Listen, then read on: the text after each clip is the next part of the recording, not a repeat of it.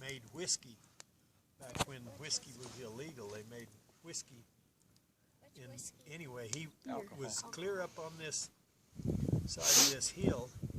Well, Uncle Elno went in there to try to find the water because we needed water for cows that were up on top that they could come down and drink and go back up in that pasture, because the only water we had down at Geronimo was what we developed. If it rained, then the little springs, what we called Fairweather Springs, would run and furnish water for maybe 2 or 3, 4 weeks, but then they'd go dry, or maybe even a month and a half or 2 months they'd run a little bit. So we put some great big old, went and built some big old rock dams in the canyon. And but anyway, we were trying to get water, and so he went back in there, and there was an old potbelly stove up there. I mean, I don't know how in the world somebody get an old potbelly stove up that high on that side of that mountain. Some poor animal. But he was trying to find out where that water was in there so we could develop it. And then we built a trail. Some places right in solid rock drove spikes down into solid rock and laid limbs against it, and then carried rocks and filled up so that they could go around these places and go back up on top. But anyway, when he was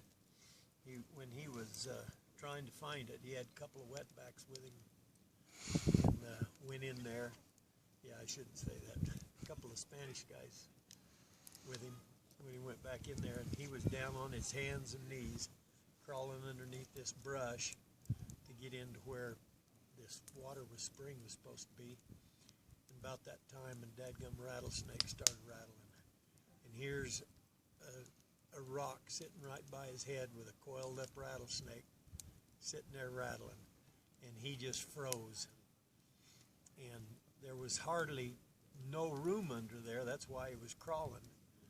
But somehow he got one of those Spanish guys under there with a stick, and he was going to jump when he went to hit him with a stick, and he just had a little bit of room that he could come down on that snake with. And so that's what happened. That guy went with that stick and he jumped, and of course the snake jumped at the stick, and he got out of there, and they killed him and stuff.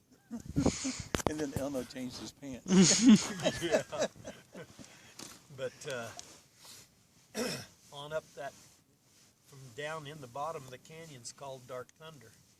On up that canyon, Dark Thunder, there we had a spring that used to come off of the same side of the hill up another little draw. And we had a hose that came down from the spring and came all the way down to a trough in the bottom of the canyon. And woodpeckers used to peck holes in that dadgum pipe, and we'd have to wrap it with rubber tire, and then put a piece of tin can around it and wire it on there so you wouldn't peck a hole.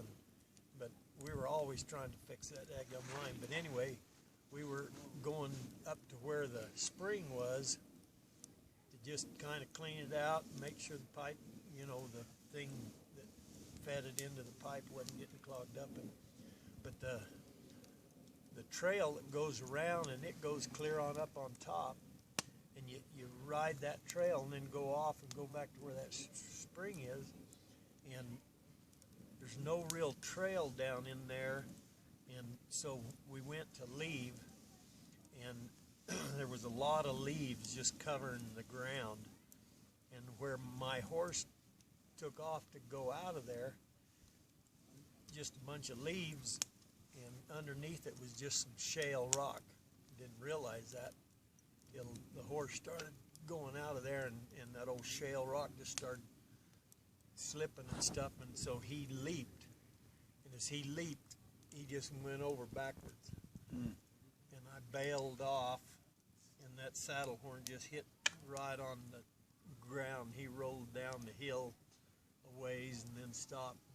I don't know how I ever got out from underneath him. I mean, jumped off that dang horse, but the horse got back up, and then we and I started leading him, and we went up a little bit different direction, but